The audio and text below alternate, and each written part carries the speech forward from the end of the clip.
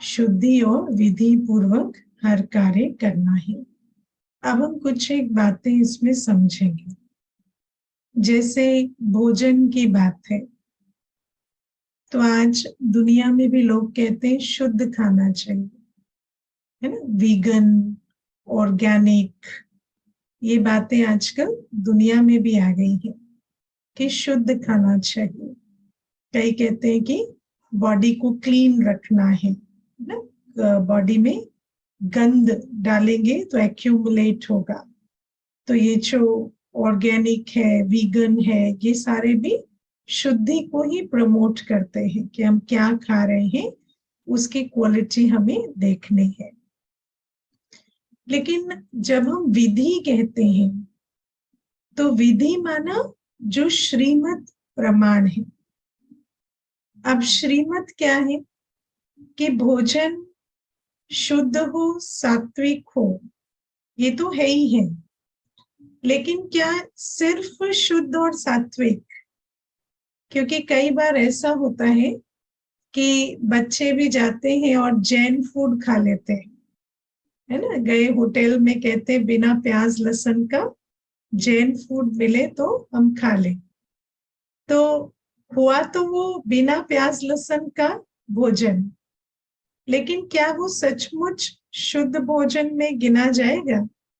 क्योंकि जो विधि है भोजन की, वो प्यारे बाबा ने हमें यही बताई है कि भोजन ब्राह्मण बच्चे बनाए, बाबा की याद में बनाए, है ना, और भोग लगाकर स्वीकार करे।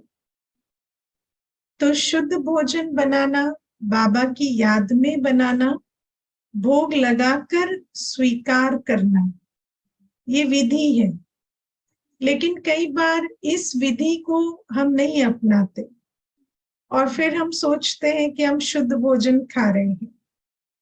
फिर इसमें भी एक जो बात है समझने की, वो ये कि कई बार भोजन भोग भी लगा रहे हैं, शुद्धता में भी बना रहे हैं, बाबा की याद में भी बना रहे हैं, लेकिन बाबा ने जो हमें बताया कि शिव बाबा का भंडारी और ब्रह्मा बाबा का भंडारा बने, माना हमारा जो धन है वो यज्ञ में सफल हो, तभी शिव बाबा की भंडारी बनेगी।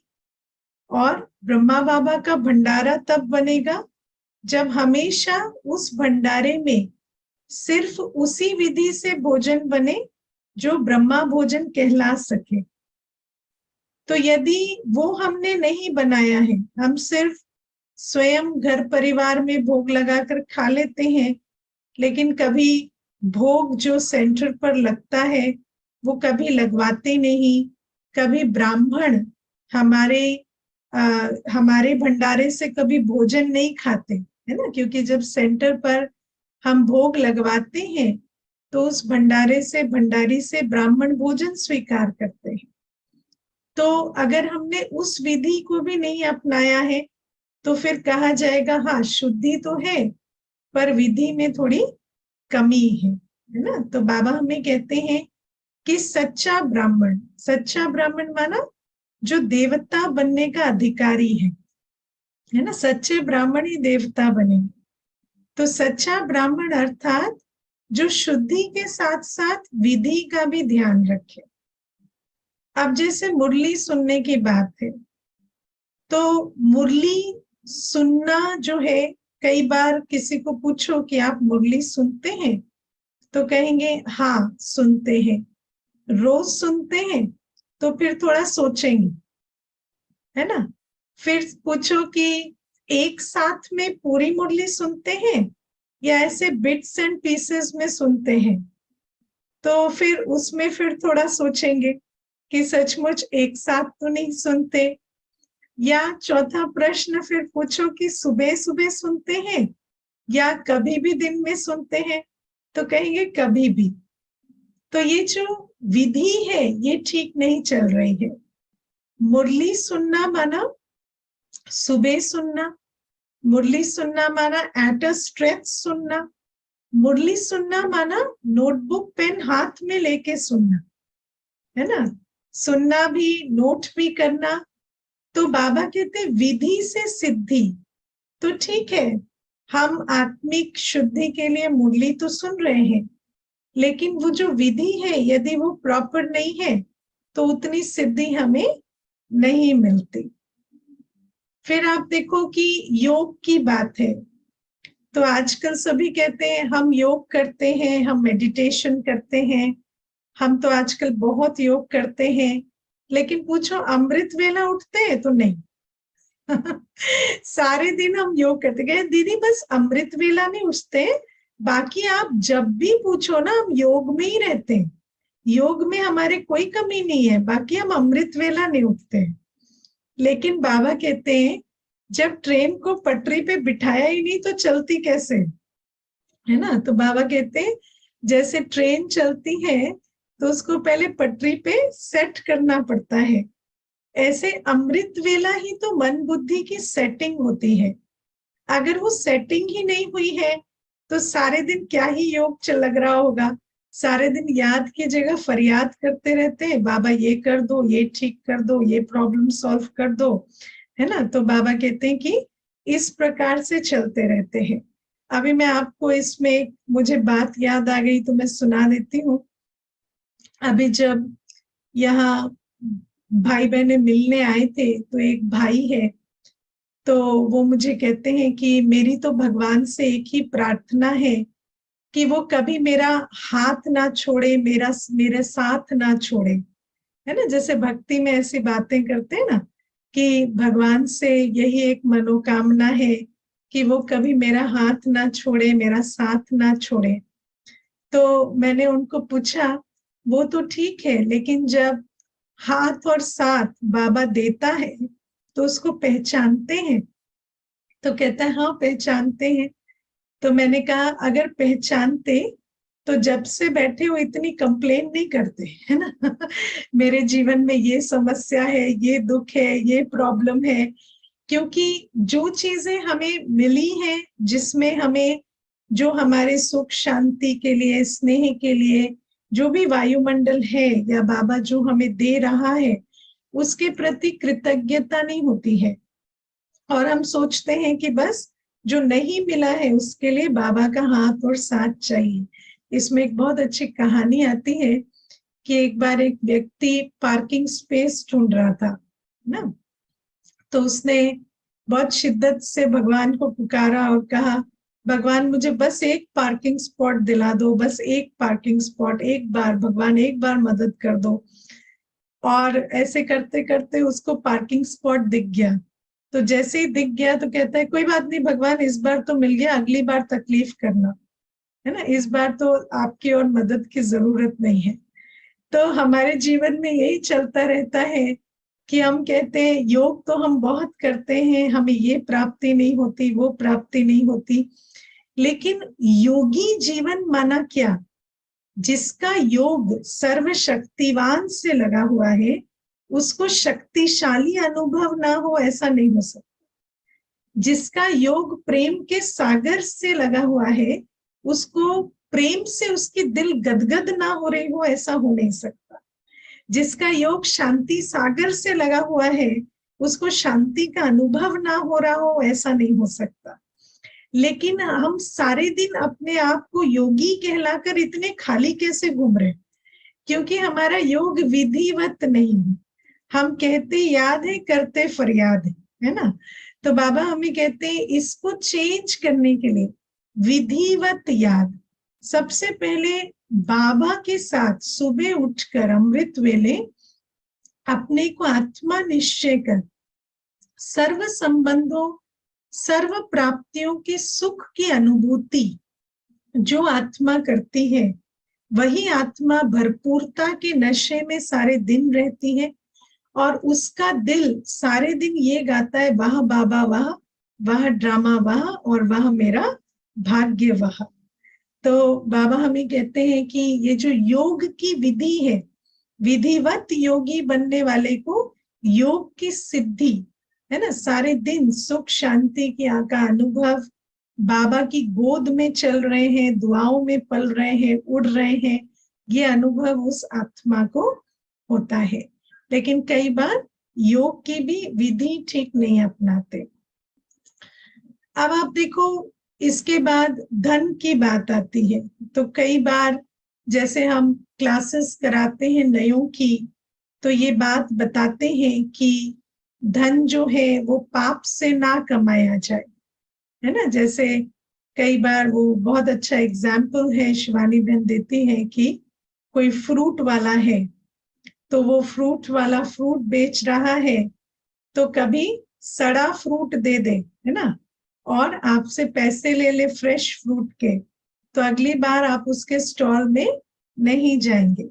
तो यदि वो आपको कह दे कि आज मेरे पास अच्छा फ्रूट नहीं है, फ्रेश फ्रूट नहीं है, तो आप कल मुझसे ले लीजिएगा, आज इस दुकान से ले ले, तो आप उसके हमेशा के लिए कस्टमर बन जाएंगे, है ना। तो धन यदि पाप से कमाया जाता है तो उसमें बरकत नहीं होती। यदि धन के पीछे हमारा इंटेंशन और हमारी जो शुद्धि है वो ठीक है, हमारे अंदर करप्शन नहीं है, किसी को लूटने की, धोखा देने की भावना नहीं है, तो वो धन भी हमारा जो है उसकी वृद्धि होती है। ये बात राइट है। तो ये तो धन की शुद्धि है, लेकिन धन की फिर विधि क्या है कि श्रीमत कहती है कि जो हमारा धन है वो कमाया तो शुद्धि से जाए, ये तो बात ठीक है।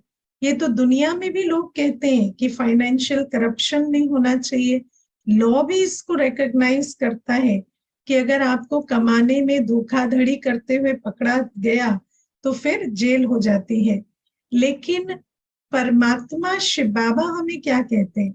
शिव बाबा हमें कहते हैं करप्शन सिर्फ कमाने में नहीं होता, करप्शन खर्च करने में भी होता है, जो दुनिया में हमें कोई नहीं बताता।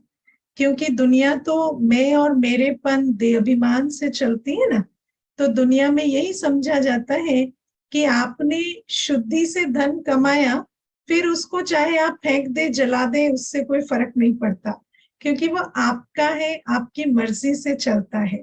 लेकिन बाबा ने हमें बताया कि आपका धन जब खर्च होता है तो आपका कर्म बनता है।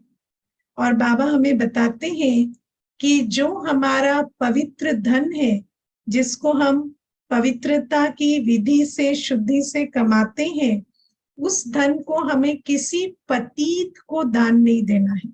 दान देना मतलब सिर्फ दान देना नहीं होता, पतित के प्रति कार्य में नहीं लगाना है। बाबा यहाँ तक कहते हैं कि बच्चे भी यदि बड़े हो गए हैं और फिर पतित जीवन में जाना चाहते हैं, विकारी जीवन में जाना चाहते हैं, तो उनके प्रति भी हमें धन नहीं लगाना है। तो बाबा हमें यहाँ तक बताते हैं कि धन की जो विधि है, जिस विधि से सिद्धि मिलेगी, वो ये है कि हमारा धन ईश्वरीय कार्य में, श्रेष्ठ कार्य में लगे। ये बात हम शास्त्रों में भी सुनते थे, है ना। उपनिषदों में भी ये बात लिखी गई है कि 10% या 20% धन जो है हमारा, वो धर्म अर्थ, सेवार्थ लगना चाहिए।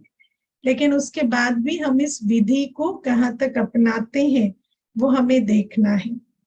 तो बाबा हमें हर चीज की विधि सिखाते हैं। अब आप देखो, जैसे बाबा ने हमें विधि बताई है कि न्यारा के साथ प्यारा होना है ना। जैसे कई बार न्यारा हो रहे हैं, है ना, शुद्धि रख रहे हैं, कहते हैं कई बार हम दुनिया में भी किसी से बात करते हैं तो कहते हैं I value my peace of mind, मैं तो आजकल किसी से मिलता नहीं, आजकल मैं किनारे करके चलता हूँ, मैं और मेरा मोबाइल एक कोने में बैठे रहते हैं, हम तो आजकल किसी से इंटरेक्ट करते नहीं, किसी से भी कुछ बात करो तो आजकल प्रॉब्लम होती है, झगड़े होते हैं, यूथ भी इस तरह की बातें करते हैं।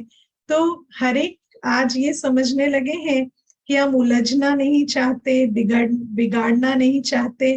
तो आजकल हर एक व्यक्ति क्या कहता है, बात करने से झगड़ा होगा तो बात ही ना करें, है ना, बात करेंगे तब तो झगड़ा होगा ना। तो झगड़ा नहीं करना है तो बात ही नहीं करनी है। लेकिन बाबा कहते ये कोई शुद्धि का तरीका नहीं है। शुद्धि और विधि ये है कि हम अपने मन को शांत रखें, लेकिन न्यारा और प्यारा रहकर। क्योंकि सिर्फ किसी के साथ झगड़ने से मन खराब नहीं होता, लेकिन अगर हम अपनी जो जिम्मेवारियां हैं, जो एक समाज में रहते, परिवार में रहते, जो हमें प्यार से चलने की, संबंधों में स्नेह से चलने की जो हमारी जिम्मेवारी है, श्रीमत है, अगर हम उसको भी नहीं मानते तो हमारा मन शांति में नहीं रहेगा।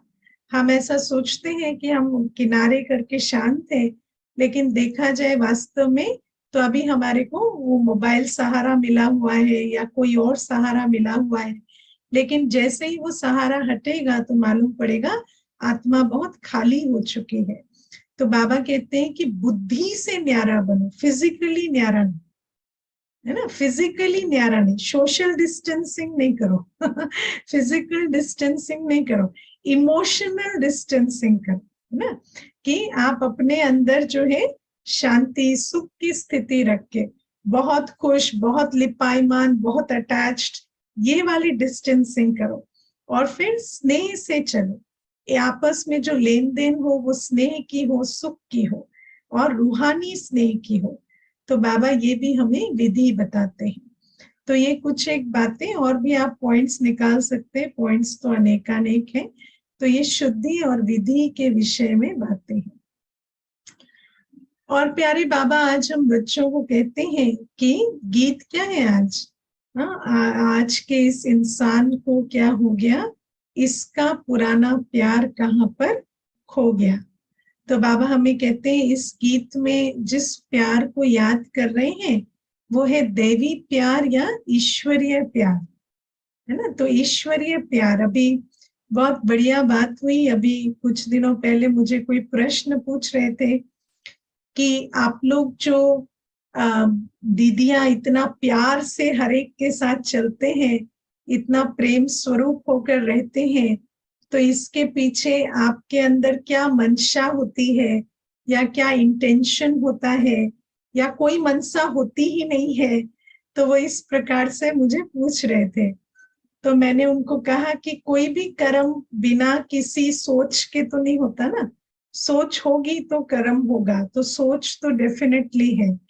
तो सोच यही होती है कि इतना हम स्नेह स्वरूप होकर रहें, हमारे कर्म इतने श्रेष्ठ हो, और क्योंकि हम यूनिफॉर्म में है, बैज लगा हुआ है, तो जब हमारे स्नेह को, हमारे कर्मों को कोई देखे तो उसकी बुद्धि में ये आए कि इनको ऐसा बनाने वाला कौन है ना। तो कहते हैं ना, रचना को देख के रचयिता की याद आए, इसके लिए ही इतना स्नेह स्वरूप रहते हैं।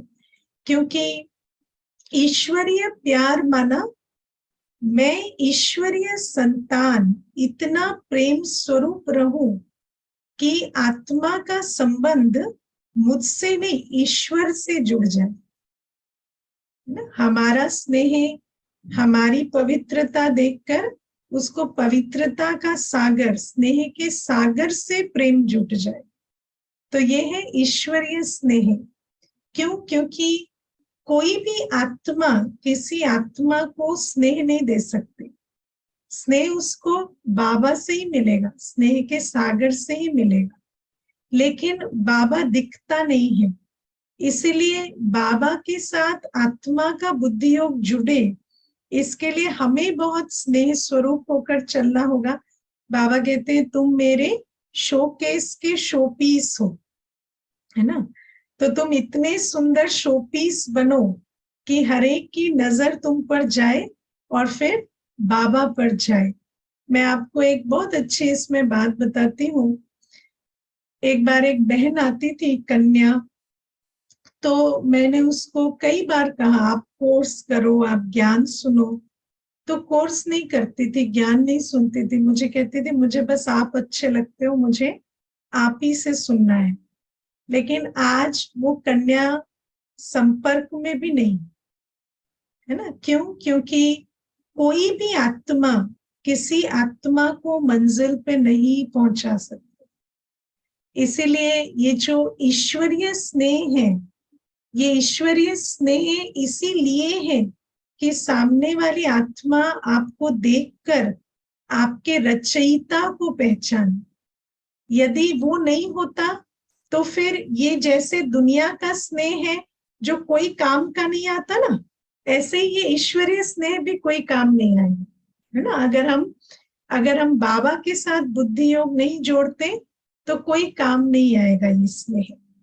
और फिर देवी स्नेह, जब ये हर आत्मा बाबा से बुद्धि योग लगाकर स्नेह स्वरूप बन जाएगी तो देवी दुनिया में हम स्वतः स्नेह स्वरूप होंगे। हर आत्मा नेचुरली लवफुल होगी और किसी को भी एक दूसरे से कोई एक्सपेक्टेशन नहीं होगी। विदाउट एक्सपेक्टेशन एक नेचुरल लवफुल स्टेट होगी।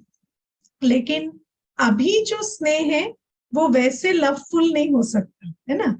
अभी मैं सोचूं कि मैं सारे दिन लवफुल रहूं, नहीं। जब तक मैं निमित्त भाव नहीं रखूंगी मैं लवफुल नहीं हो सकती। जब तक मैं बाबा को बीच में नहीं रखूंगी मैं लवफुल नहीं हो सकती, है ना। क्योंकि इस समय हम डायरेक्ट देने की अवस्था में नहीं है। अगर आप डायरेक्ट देंगे तो धीरे धीरे आपको एक्सपेक्टेशन आने लगेगी क्योंकि इतने भरपूर नहीं है, राइट। तो इस समय इनडायरेक्ट लेन देन है। बाबा के अर्थ बाबा को बीच में रख के निमित्त समझकर लेन देन करना, तभी जाकर हम स्नेह स्वरूप रह सकते हैं। तो ये जो ईश्वरीय स्नेह है ये इनडायरेक्ट स्नेह है ना। हमारा एक दूसरे से प्यार है क्योंकि मैं बाबा का बच्चा हूं, बाबा मुझे प्यार देता है और सामने वाली आत्मा भी बाबा की संतान है और वो स्नेह डिजर्व करती है। ये बुद्धि में रखकर स्नेह देना, इसको कहते हैं ईश्वरीय स्नेह। और यही है सच्चा स्नेह। सच्चा माना अविनाशी, है ना, जो घड़ी घड़ी परिवर्तन नहीं होता। तो सच्चा स्नेह, अविनाशी स्नेह तभी रहेगा जब हम ईश्वर को अभी बीच में रखेंगे। यदि बाबा बीच में नहीं है तो ये स्नेह नहीं रहेगा। और फिर ये जो स्नेह देते देते बाबा से भरपूर होते होते जब हम नेचुरल लवफुल हो जाएंगे तो हाँ, सतयुग में हम डायरेक्टली भी लवफुली एक दूसरे के साथ स्पिरिचुअल लव के साथ एंगेज कर पाएंगे। तो ये बात है। अब आज बाबा हमें कहते हैं कि दुनिया में झूठ ही झूठ है ना, और एक बाबा ही है जो हमें सच बताते हैं। तो मैं आज इस पर विचार कर रही थी कि कैसे जन्मते ही जैसे झूठ हमारे पर उड़ेल दिया जाता है है ना। जन्मते ही जैसे झूठ की लड़ी लग जाती है।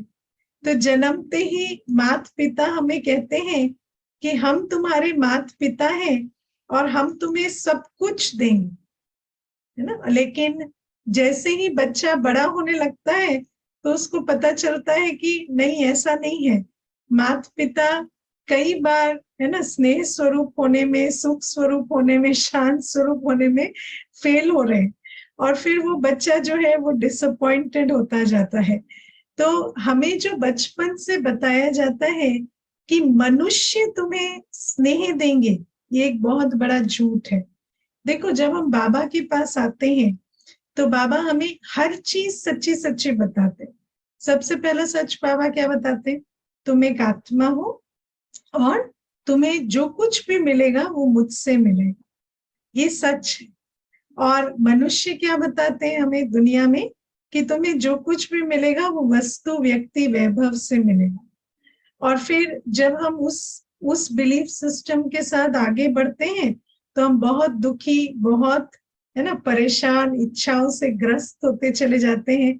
देखो, जब हम छोटे होते हैं तो माता पिता हमें खिलौना ला कर देते हैं, कहते हैं अभी खुश, अभी खुश, अभी अच्छा लग रहा है ना। तो हमें लगता है शायद खुशी ऐसे मिलेगी पाकर। लेकिन क्या खुशी पाकर मिलती है? खुशी कभी भी लेने से नहीं मिलती।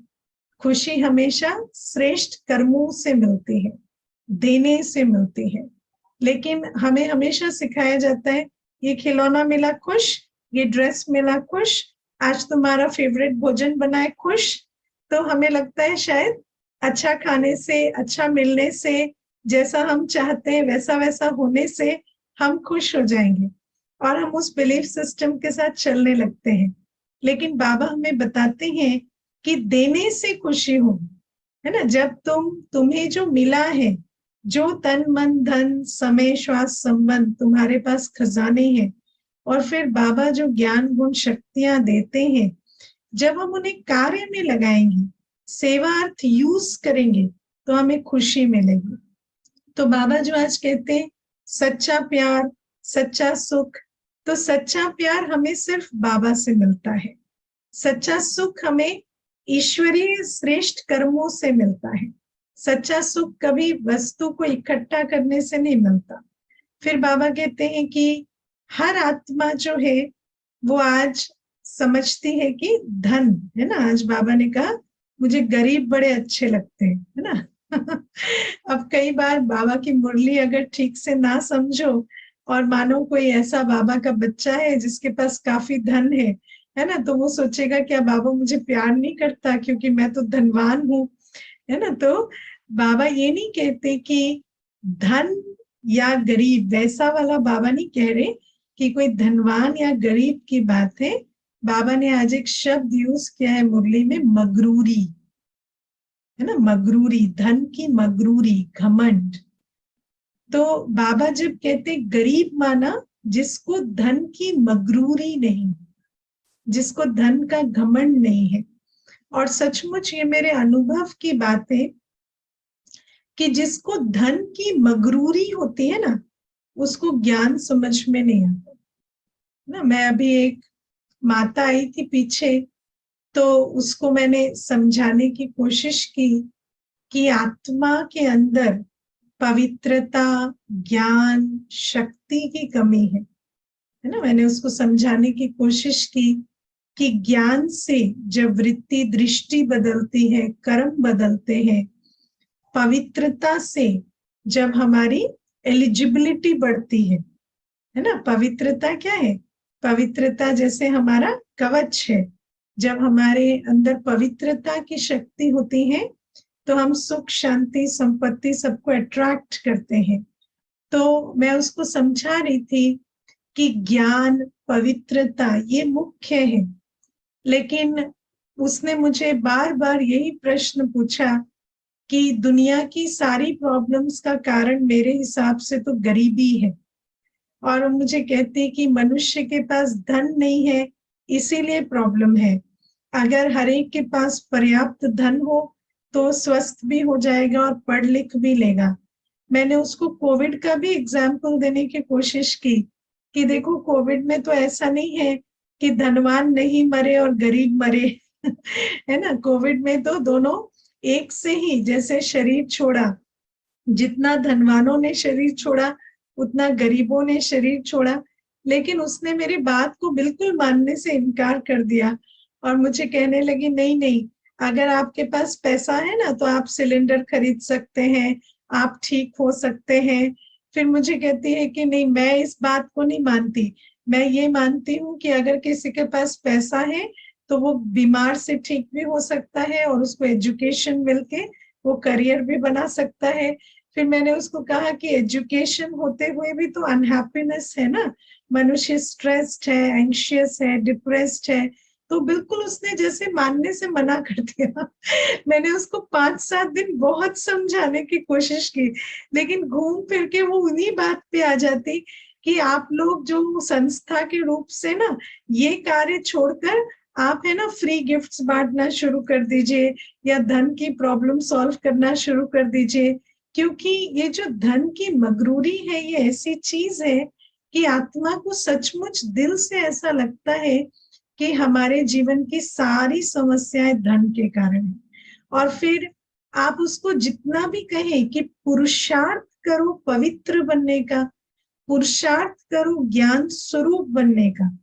जैसे बाबा हमें कहते हैं कि ज्ञानी योगी पवित्र बनो, तो ये मैसेज आप कितना भी दे उनको जो धन की मगरूरी में है, लेकिन वो ये सुनते हुए भी, सिर हिलाते हुए भी उनका जो समय है, एनर्जी है, थॉट है, वो इसी बात में जाता है कि हम धन कैसे कमाएं।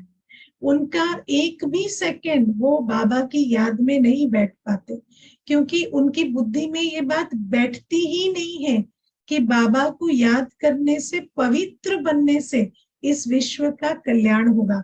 ये बड़ी अमेजिंग और वंडरफुल बात है। लेकिन ये जो बात हम बच्चों की बुद्धि में बैठती है ना, जो आप यहाँ बैठे हैं, कि ज्ञान और योग से, पवित्रता से इस विश्व का कल्याण होगा, ये बात उनकी बुद्धि में बिल्कुल भी नहीं बैठती, जिनकी बुद्धि में धन की मगरूरी छाई हुई है। क्योंकि उनको ऐसा लगता है कि विश्व कल्याण का एक ही तरीका है, वो है सबके पास पैसा आ जाए, है ना। लेकिन बाबा हमें कहते हैं, चलो ये भी बात आपकी मान ली, बाबा तो कोई हमें ये नहीं कहते कि संपत्ति कोई बुरी चीज लेकिन बाबा कहते हैं संपत्ति का आधार भी पवित्रता है ना। सुख, शांति, संपत्ति, तीनों का आधार पवित्रता है।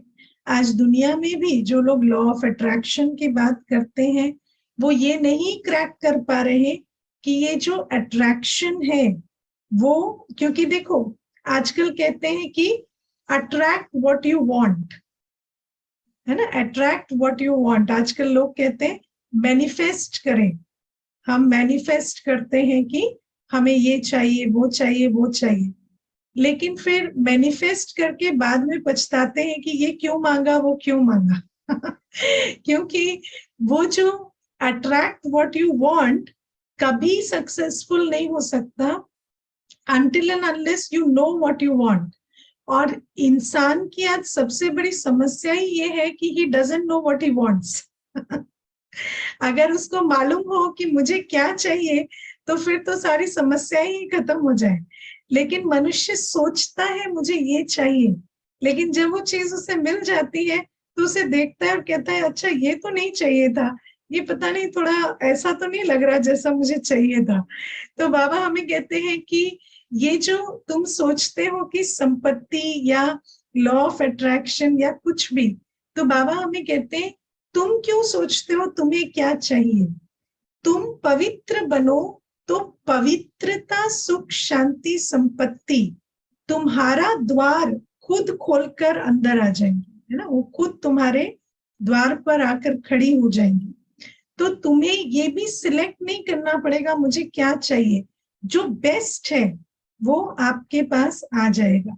मुझे एक बार एक बहन कहती है कि दीदी जब आप लोग कोर्स कराते हैं और पर्चे बांट देते हैं, 15,000 20,000 आप पर्चे बांट देते हैं, अब आप कैसे इंश्योर करते हैं कि कोई गलत व्यक्ति सीढ़ी ना चढ़ के आ जाए, है ना, क्योंकि उनको मालूम है कि इस समय पर दरवाजा खुला है, इस समय पर ऐसे प्रोग्राम चल रहा है, तो आप कैसे इंश्योर करते हैं कि कोई गलत व्यक्ति ऊपर ना चढ़ के आ जाए।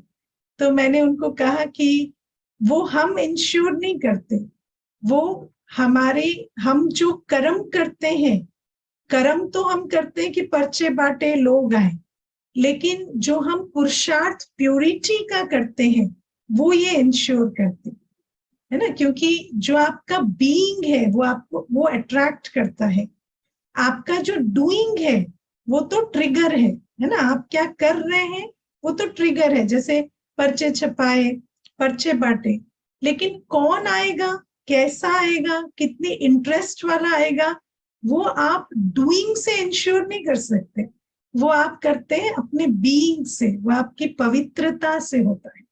तो बाबा हमें कहते हैं कि दुनिया जो है ये बात नहीं समझती कि हमारी पवित्रता के आधार से सुख, शांति, संपत्ति का अधिकार हमें मिलता है।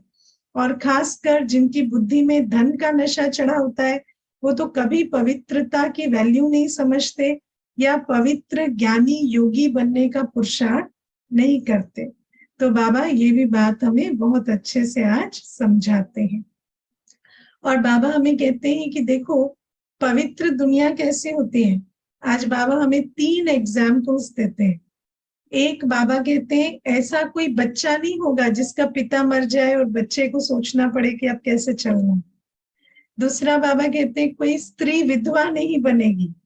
और तीसरा बाबा कहते हैं कि ऐसा नहीं, बच्चा है, पिता भी धनवान है, लेकिन बच्चा फिर भी मेहनत कर रहा है कि कल क्या बनूंगा, है ना। आज आप देखो दुनिया में क्या है कि माता पिता धनवान भी हैं तो भी ऐसा थोड़ी कि बच्चा निश्चिंत है। बच्चे को तो फिर भी यही फिक्रात रहती है कि हम क्या करें, कल क्या बने, है ना। तो बाबा हमें कहते हैं लेकिन देखो राजाओं के साथ ऐसा नहीं होता। राजा का बच्चा जब जन्म लेता है तो उसको मालूम होता है कि मेरे भाग्य में राजा ही है और मैं कल राज्य करूंगा। तो भले ही वो कोई राज विद्या सीखे, पढ़े, जो भी करे, लेकिन वो कोई चिंता में रह के नहीं करता। तो बाबा कहते हैं सतयुग इतना सुंदर होता है कि ना वहां रोग है, ना बीमारी है, ना कष्ट है, ना काल मृत्यु है, और ना ही कोई फिक्रात है। मुझे एक मुरली याद है इस संदर्भ में जो मैं कभी नहीं भूलती, वो मेरी फेवरेट मुरली है। मुझे लेकिन ना उसकी डेट याद नहीं, मुझे दोबारा मिलती नहीं तो उस मुरली में बाबा ने कहा सतयुग और कलयुग में जो मुख्य अंतर है वो ये कि कलयुग में भी आपको सब कुछ मिलता है, सतयुग में भी आपको सब कुछ मिल सकता है ना। सतयुग में भी मिलता है, कलयुग में भी मिल सकता है, ऐसी बात नहीं कि नहीं मिल सकता। लेकिन कलयुग में हर चीज के लिए आपको मेहनत करनी पड़ती है। देखो कलयुग में भी लोग फिट होते हैं, हेल्दी होते हैं, लेकिन कौन होते हैं जो बहुत मेहनत करते हैं शरीर पे। सतयुग में भी हेल्दी होंगे, फिट होंगे, लेकिन कोई मेहनत के बिना, तन का स्वास्थ्य बिना मेहनत के, बिना एक्सरसाइज के फिटनेस फिर बाबा कहते हैं कलयुग में भी शांति मिल सकती है, लेकिन बहुत योग करना पड़ेगा। सतयुग में शांति फ्री मिलती है, कुछ नहीं करना, शांति शांति। कलयुग में भी तुम्हें धन मिल सकता है, लेकिन धन के लिए बहुत मेहनत करनी पड़ती है ना। लेकिन सतयुग में धन अकिचार और बर्थराइट के रूप में मिलता है। जैसे आज बाबा ने कहा ना, राजा के बच्चे को धन मिलता है, उसको कोई ये नहीं है कि कल मैं कुछ बनूंगा, गरीब रहूंगा या साहूकार बनूंगा, नहीं, उसको पता है कि मेरे पास कल धन होगा।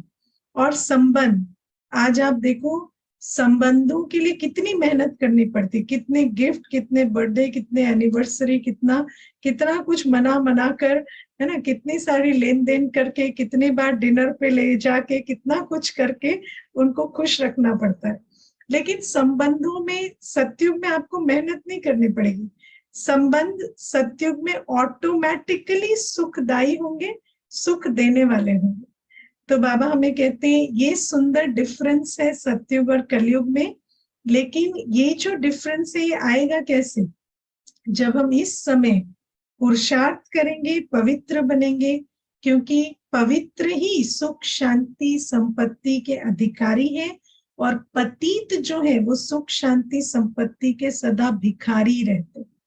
तो यदि अधिकार के रूप में सुख शांति संपत्ति प्राप्त करनी है तो हमें पवित्र बनना होगा। इसीलिए आज मुरली के सार में मीठे बाबा हमें कहते हैं पवित्र बनो तो विश्व के मालिक बन जाएंगे। ओके, ओम शांति।